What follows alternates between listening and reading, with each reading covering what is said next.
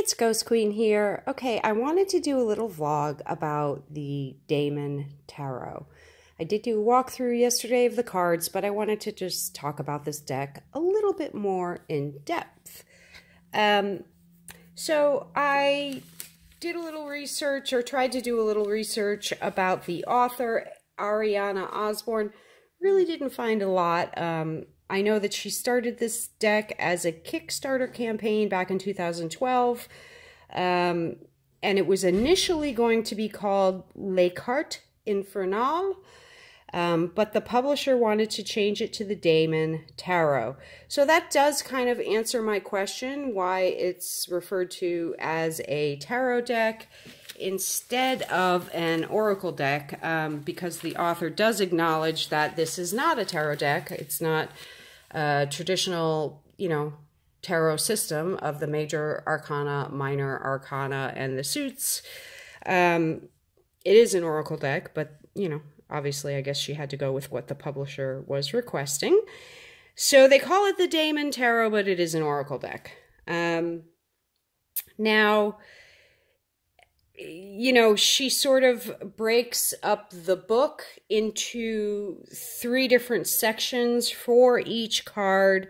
An annotation section, which is a description of each daemon's attributes compiled from the Infernal Dictionary and other sources, and the sources are listed in the back of the book. And then there's an inspiration section, which is the author's own interpretations and insights of the cards. And then there's a divination section, which she says, quote unquote, is the next best thing to dragging a demon into your living room, which I thought was funny. And she does not advise you to do that, by the by. So, yeah, I'm just looking at my notes here. She says that this deck for divination works best with a 1-card draw, which I like because that's generally how I do my own divination. But she has also laid out a 6-card spread and, instructions on how to use the deck that way. So this deck is based off of Le Dictionnaire Infernal, the Infernal Dictionary, which is an occult demonology text from the 17th century, written by Jacques-Auguste Simon Colin de Plancy. And he was a French occultist. He studied centuries of arcane magical texts and set about to describe ancient demons or daemons and organize them into hierarchies.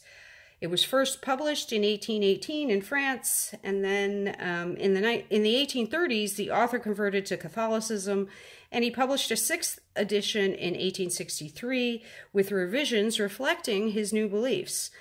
And that version does vary greatly from the original. He commissioned more than 500 engravings for the book, but 70 of those were, daemons, engravings, illustrations of daemons, and that is what this card deck is. Those engravings and illustrations reprinted into a deck.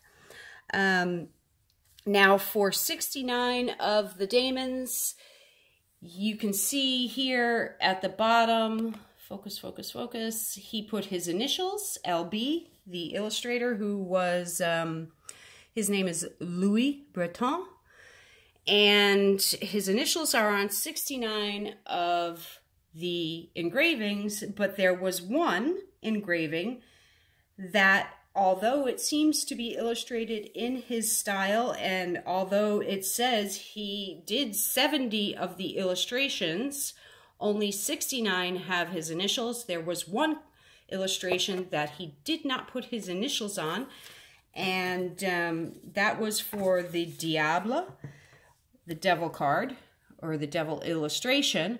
And so the author of this deck, the creator of this deck, chose to make that the illustration for the card backs, and it's pretty cool, as you can see. And it's pretty interesting. Why didn't he put his initials on that last illustration engraving? It's kind of interesting stuff.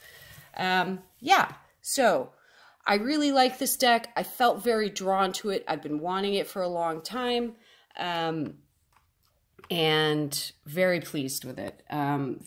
You know, like I said in my walkthrough, a lot of these illustrations I feel like are familiar illustrations that we've probably seen time and time again, but perhaps not everyone knows where they originate from. You know, for some of the, you know, more well-known one, like this, I know you've seen that millions of times. Did you know that that's where it came from? And I know, like, the illustration for Lucifer is a very common one we've seen many times. Yeah, so that's where it originated from. When I got the deck, and after I sort of checked it out, I did shuffle the cards very well, and I did do, I pulled one card for a friend of mine, and that was pretty cool and interesting and seemed kind of apropos. I don't normally do that. I don't read for other people. I just, you know, do divination for myself, but this was a close friend, so I did that. And then this is the second card that I pulled, which I pulled for myself last night. Haberum,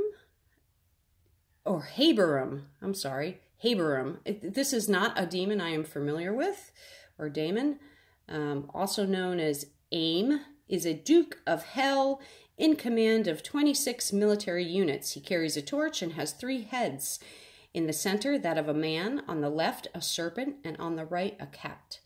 This seemed very apropos for me, and yeah, I'm going to read more about this in the book, and very interesting stuff. So the other thing that I did want to just mention about this deck is that don't automatically assume that the demons in the deck are just goetic demons. They're not. There's some demons that are sort of, you know, correlate to, you know, particular regions and areas that perhaps the author of the Infernal Dictionary had studied or was familiar with and whatnot. So, yeah, I like this deck a lot.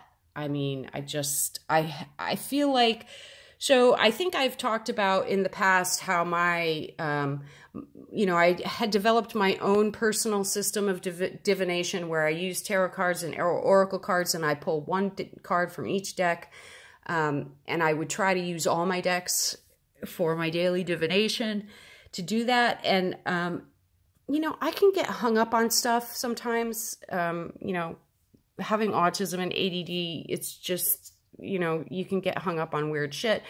And I'd sort of like started to get overwhelmed as my deck collection has grown.